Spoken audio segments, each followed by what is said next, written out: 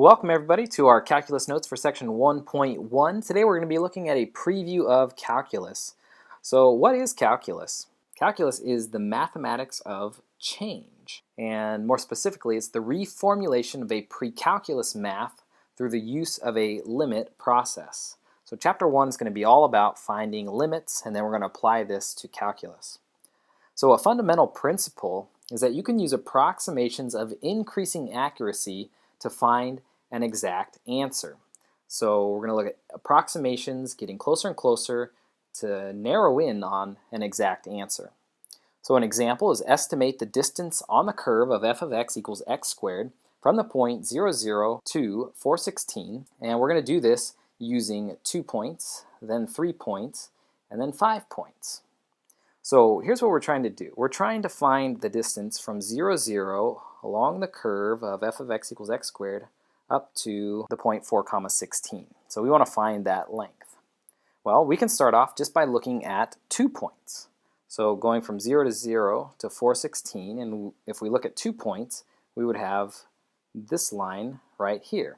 And we can find the length of a line, and that's just using our distance formula. So we would get the square root of 4 minus 0 squared plus 16 minus 0 squared. And if we plug this into our calculator, we get about 16.49. So that's a very rough estimate of the length of the curve. Let's go ahead and try this now with 3 points. So what we're going to do is we're going to add a third point somewhere here in the middle. So in between x equals 0 and x equals 4, we'll add the point 2, and we know this is x squared, so this is going to give me the point 2, 4 here. So now what we can do is actually split this up into 2 line segments, from here and then from here to here. And you can see already that this red line is more closely approximating our curve. So let's go ahead and find these 2 lengths now. So the first one is going to be the square root of 2 minus 0 squared, and then plus 4 minus 0 squared, and then plus the second line segment from 2, 4 to 416. So that's going to be 4 minus 2 squared plus 16 minus 4 squared. Alright, and you can use a calculator here to solve this, or we can just evaluate it on our own here. So this is going to be 2 squared, which is 4, and 4 squared, which is 16. So that line segment is root 20. And then over here, this is going to be 2 squared, which is 4, and then 12 squared, which is 144. And the square root here is the square root of 148.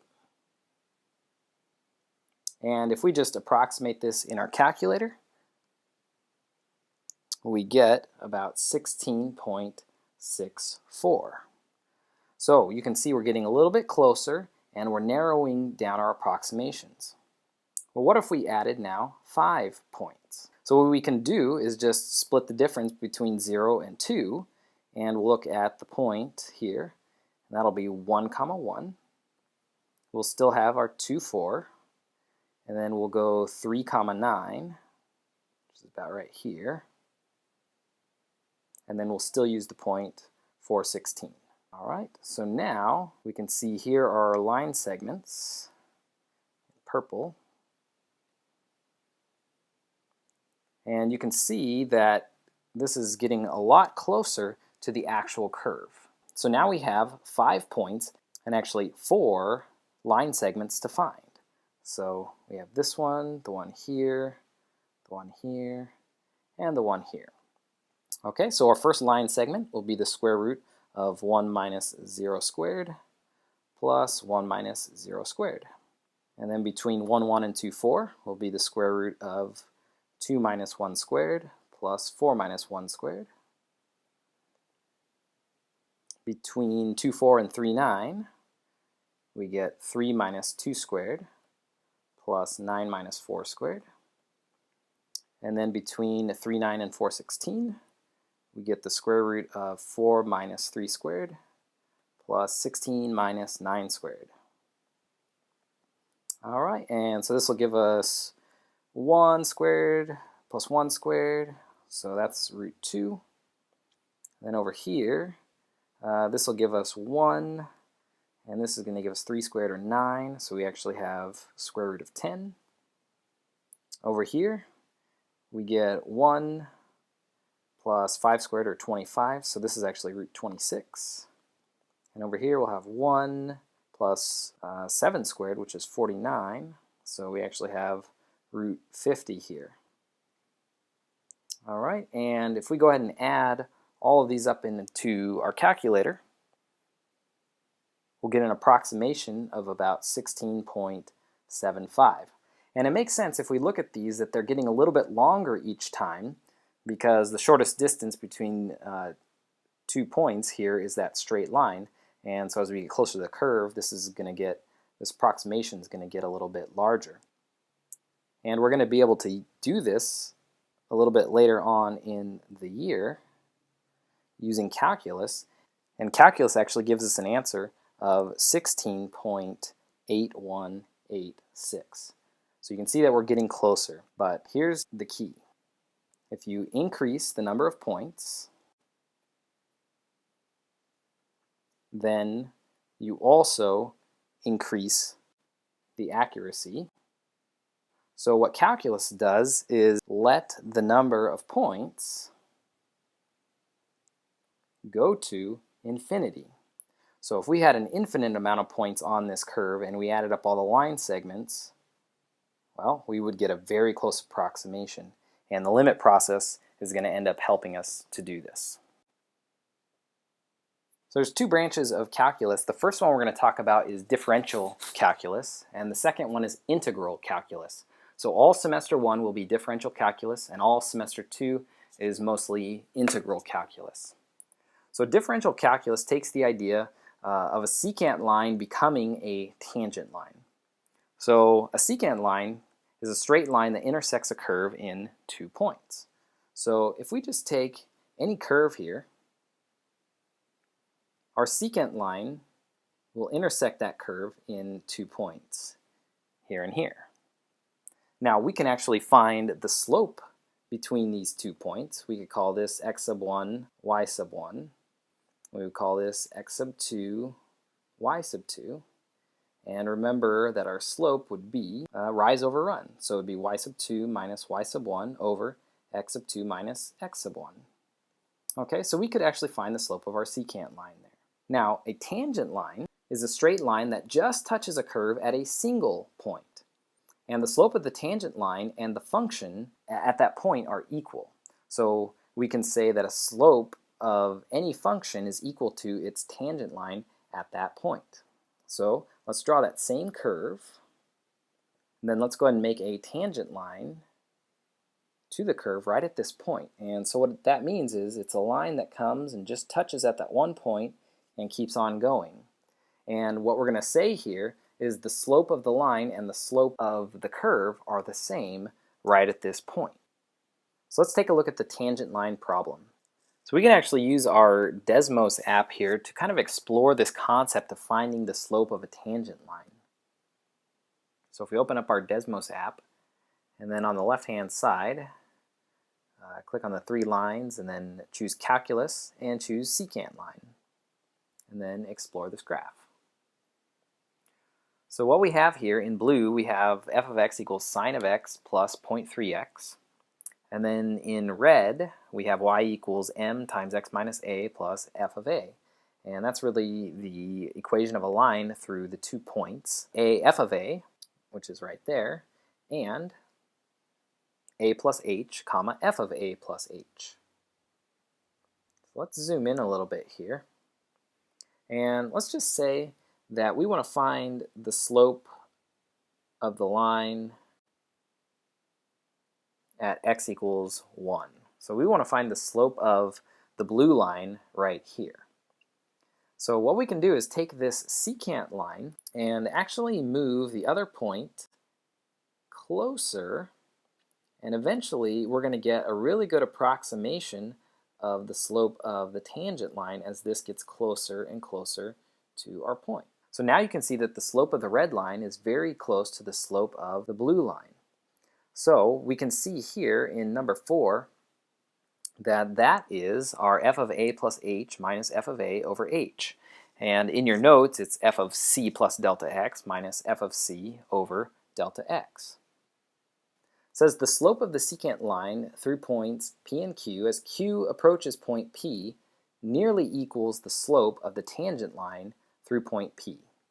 So using the slope formula for m, y2 minus y1 over x2 minus x1, find the slope of the secant line through the points P, which is c comma f of c, and Q, which is going to be c plus delta x comma f of c plus delta x. All right, so let's make our drawing here. So let's draw a little curve right here, and let's go ahead and put the points P and Q on it. So we'll just say here is P, and here is Q. And so P is the point C comma f of c. So this is our c value, and then the height is going to be f of c. And then for Q, Q is going to be c plus delta x comma f of c plus delta x.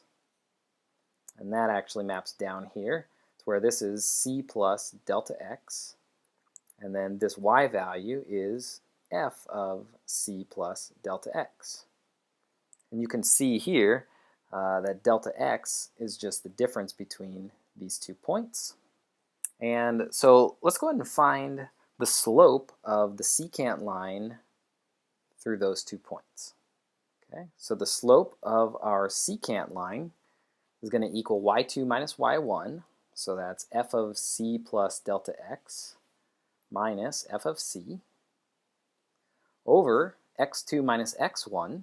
Well, x2 is c plus delta x, and then x1 is just c. And you can see if we simplify now that c minus c drops out, and so we really have the slope of a secant line is going to be f of c plus delta x minus f of c over delta x. Now as delta x shrinks, the 2 points get closer, and the limit as x approaches 0 gives us the slope of the tangent line. So what we've really formulated here is something called the difference quotient. And this is something that you worked with in pre-calculus. And what the difference quotient is the slope of a secant line through 2 points. So our next example, we want to estimate the slope of the tangent line to the graph of f of x equals x squared at the point 1, 1. And we're going to use the following points for Q. So here we have 1, 1, and we want to estimate the slope of the tangent line at this point right here. Okay, so what is the slope of this line right here? First, let's find the slope of the secant line from the point 1.1 to 1.5, comma, f of 1.5. So here's Q1. So if we want to find the slope, it's going to be f of 1.5 minus f of 1 over 1.5 minus 1. You notice here that this is the x value for Q1, and this is the x value for Q2, and here's the x value of the point that we're trying to find the slope of the tangent line for. So f of 1.5 is going to be 1.5 squared, and then f of 1 is going to be 1 squared, and then 1.5 minus 1 is really 0.5. And in our calculator, this is going to give us a slope of 2.5.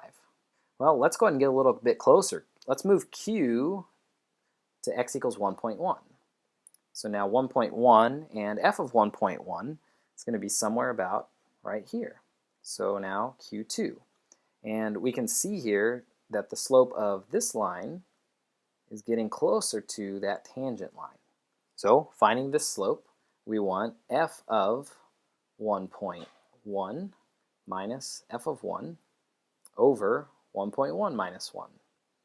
And solving this, we get 1.1 squared minus 1 squared over 0.1.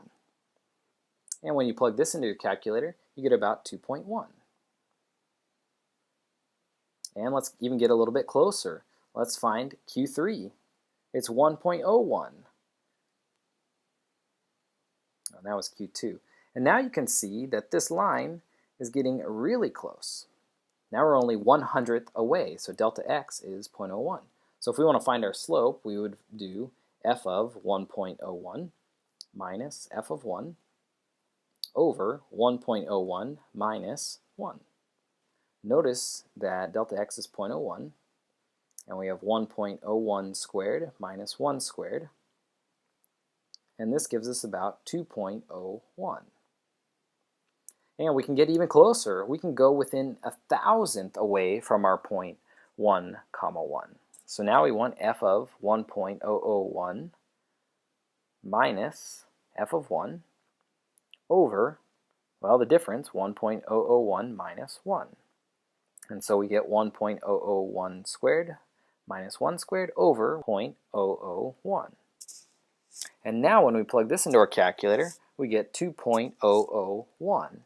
So as delta x approaches 0, okay, and notice that delta x here is getting closer to 0, our approximation is getting better for the actual slope of the tangent line. So what do you think the actual slope of that tangent line is? Well, it looks like the measure of the slope of the tangent is going to equal 2 based on our approximations. All right, so that is the basics of differential calculus. Let's move on to integral calculus. And integral calculus is going to focus on the area problem. And it says the limit process can be applied to find the area of a plane region bounded by the graphs of functions. So here's our function, y equals f of x. And we can actually find the area under this curve using integral calculus. And if we consider the limit process like we did before, we could actually break this up into rectangles and find the area of each of the rectangles and add them up, and that's an approximation. And we can see that as we increase the number of rectangles, that we're going to get a much closer approximation. So for an example, consider the region bounded by the graphs of f of x equals x squared, y equals 0, and x equals 1. And we want to approximate the area of the region first using 4 inscribed rectangles. So here's the region that we're looking for. And if we're going to do inscribed, we're going to go from 0 up to 1. All right. And so our first rectangle is just going to be underneath and actually has no height. And our second rectangle is going to go up to this point and then over. Our third rectangle will go up to this height and then over. And then our fourth rectangle will go up to this height and then over. Okay, now what we can do is add up the areas of all these rectangles, and we're going to get an approximation of the area under the curve. Well, if we look at this, we're breaking up 0 to 1 into 4 equal parts.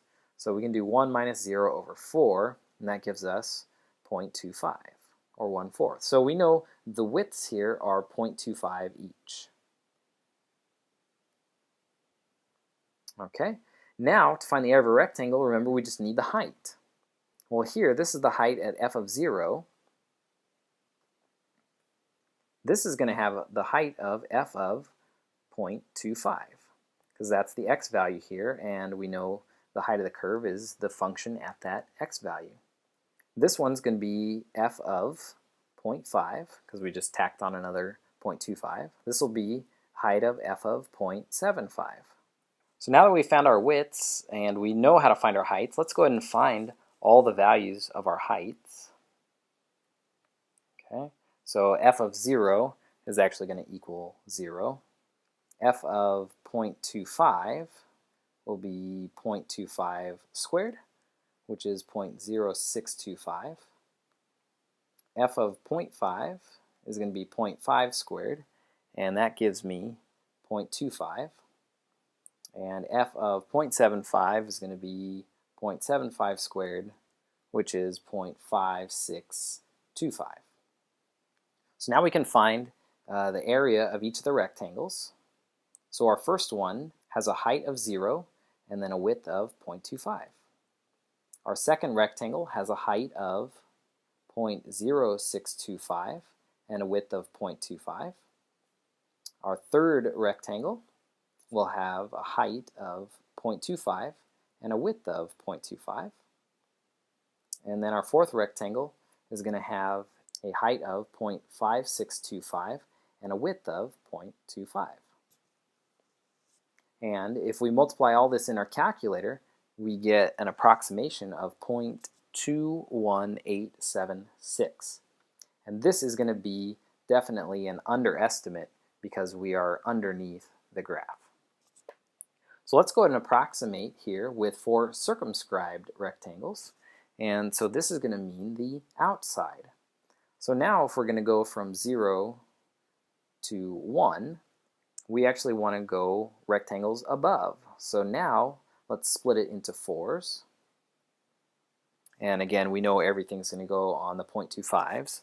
So we got 0.25, 0.5, 0.75, and now 1. So now we're going to start here and go up this way.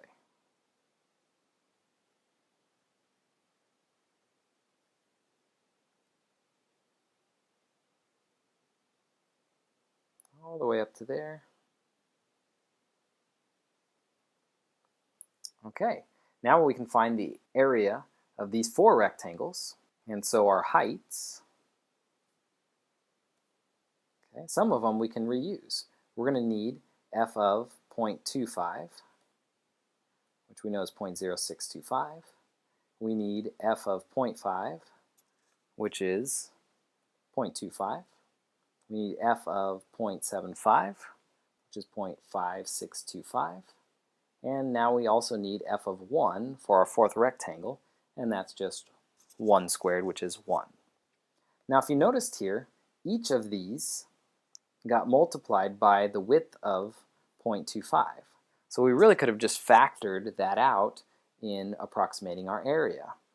So our area is going to equal 0.25 times the sum of all the heights here. So 0.0625 plus 0.25 plus 0.5625 plus 1. And when we do this into our calculator, we're going to get an approximation of about 0.46876. And this is an overestimate because you can see the rectangles are above the line. So we know our actual answer is somewhere between here and here.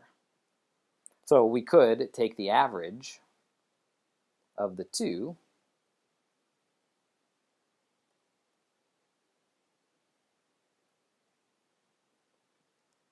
putting this into our calculator, we get 0.34376, and that would be a good approximation of the area under the curve. Now, just like with the tangent line problems, as we increase the number of rectangles, we're going to increase our accuracy of our approximation. So let's go now to 5 inscribed rectangles. So what we want to do is find the width of each rectangle first, and that's going to be 1 minus 0 cut into 5 equal portions, which is 1/5, or 0.2. So if we label all of these here, we're going to get 0.2, 0.4, 0.6, 0.8, and 1. So let's go ahead and deal with our inscribed rectangles first. Okay, so it'll be that one, and this one, this one, this one, and one more. Okay, so you can see here are our 5 rectangles, and here are the x values for all of our heights. Actually 0, 0.2, 0.4, 0.6, and 0.8. So let's go ahead and find our heights now. So it's going to happen at f of 0, which is 0 squared, which is just 0.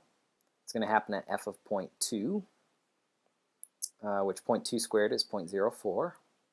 It'll happen at f of 0.4, which is 0.4 squared, or 0.16. It'll happen at f of 0.6, which is 0.6 squared is 0.36. And the last one will be at f of 0.8. and that's going to be at 0.8 squared, which is 0.64. All right, now if we're going to find the area, remember we can take our width of 0.2 and multiply it by our sum. So if we add all these up, it actually gives us, let's see, 0.2 and then 1, so that's actually 1.2. So our area is going to be 0.2 times 1.2, which is 0.24. Okay, and you can see here that this is a little bit better approximation than with 4 rectangles, and you can see that the area is a little bit closer. So let's go ahead and find 5 circumscribed rectangles. Again, we're going to have this here 0, 0.2, 0.4, 0.6, 0.8, and 1. And so now we want circumscribed, so we want the rectangles above.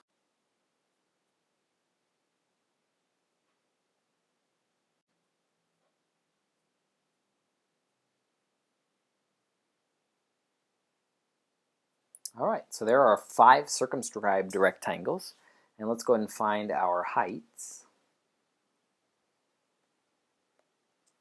So we're going to get f of 0.2, which again was 0.04, f of 0.4, which was 0.16, f of 0.6, which is 0.36, f of 0.8, which is 0.64, and f of 1, which is 1.